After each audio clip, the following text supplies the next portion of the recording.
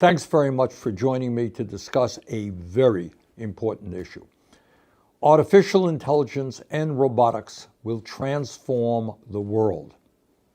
It will bring unimaginable changes to our economy, our politics, warfare, foreign policy, our emotional well-being, our environment, and how we educate and raise our children. Further, unbelievable but true, there is a very real fear that in the not too distant future, a super intelligent AI could replace human beings in controlling the planet. That's not science fiction. That is a real fear that very knowledgeable people have. Despite the extraordinary importance of this issue and the speed at which it is progressing, AI is getting far too little discussion in Congress, the media, and within the general population. And that has got to change now. Several months ago, as the ranking member of the U.S. Senate Committee on Health, Education, Labor, and Pensions, I undertook an investigation regarding the monumental challenges that we face with the rapid development of artificial intelligence. And very recently, I held a public discussion at Georgetown University with Nobel Prize winner Dr. Geoffrey Hinton, considered to be the godfather of AI, the guy who really brought this subject to the place that it is now, to get his views on a wide range of AI-related subjects. Based on our investigation and other information that we are gathering, my staff and I will soon be presenting a very specific set of recommendations to Congress as to how we can begin addressing some of the unprecedented threats that AI poses. Here are just some of the outstanding questions that we intend to answer in our report. First, and maybe most importantly, who should be in charge of the transformation into an AI world?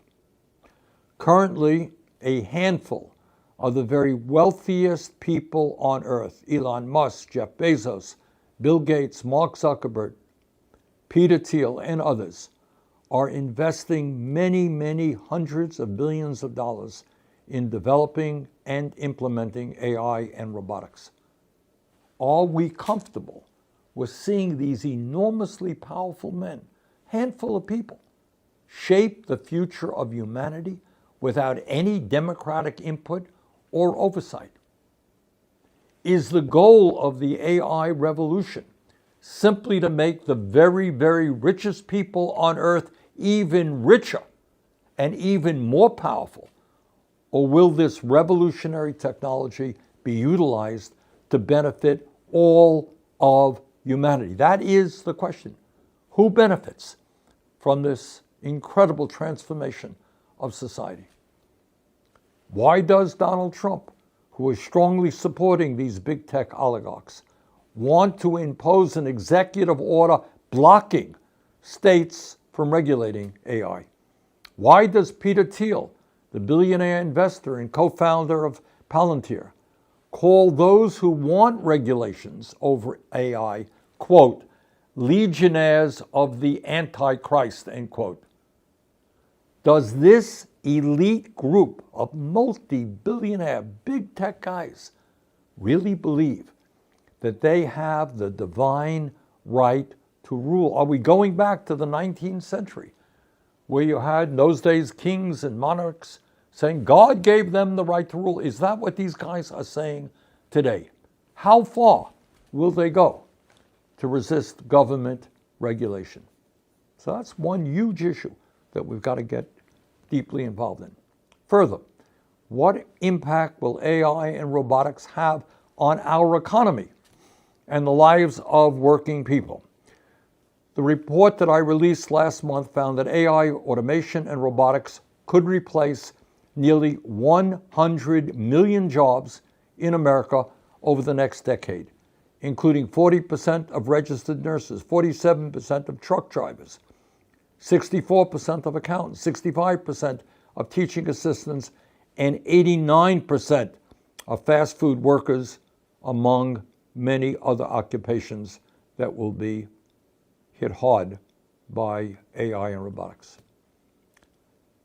Now, Elon Musk recently said that, quote, AI and robots will replace all jobs. Working will be optional, end quote. Bill Gates predicted that humans, quote, won't be needed for most things, end quote. Dario Amodei, the CEO of Anthropic, warned that AI could lead to the loss of half of all entry-level white-collar jobs. If AI and robotics eliminate millions of jobs and create massive unemployment, how will people survive if they have no income? How do they feed their families or pay for housing or health care?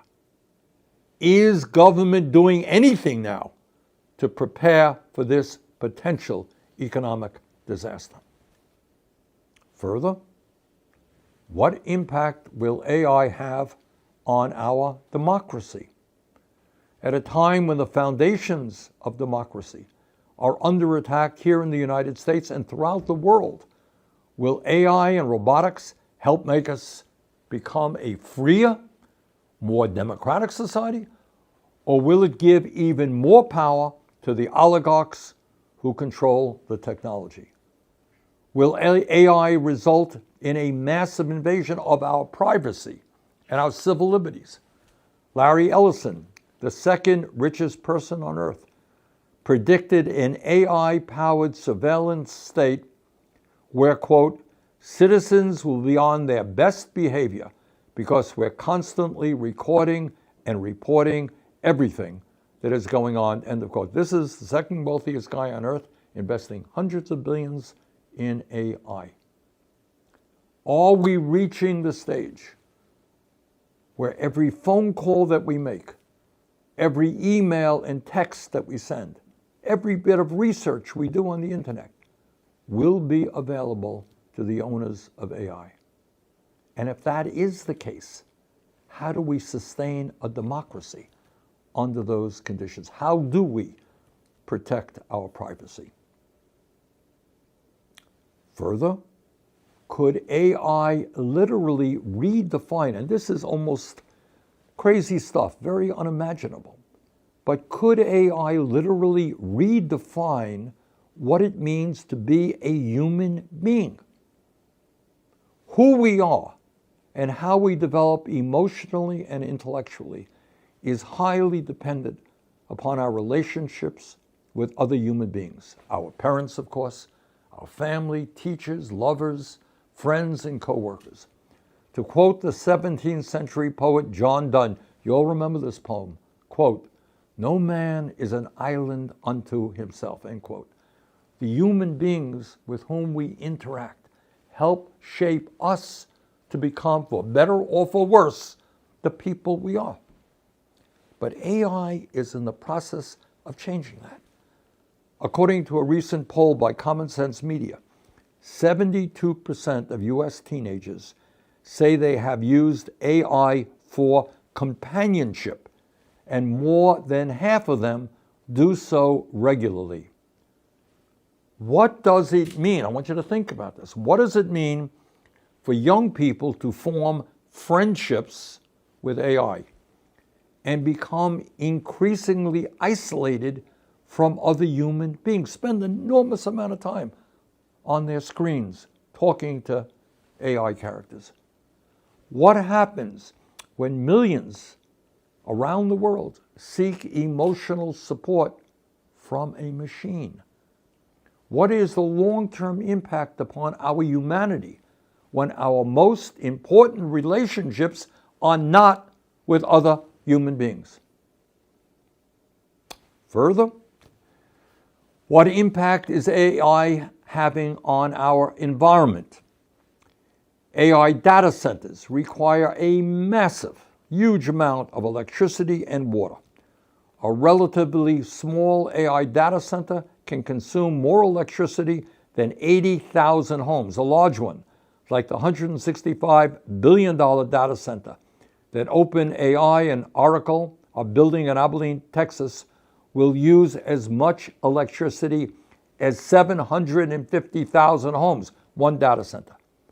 Meta is building a data center in Louisiana, the size of Manhattan, that will use as much electricity as 1,200,000 homes.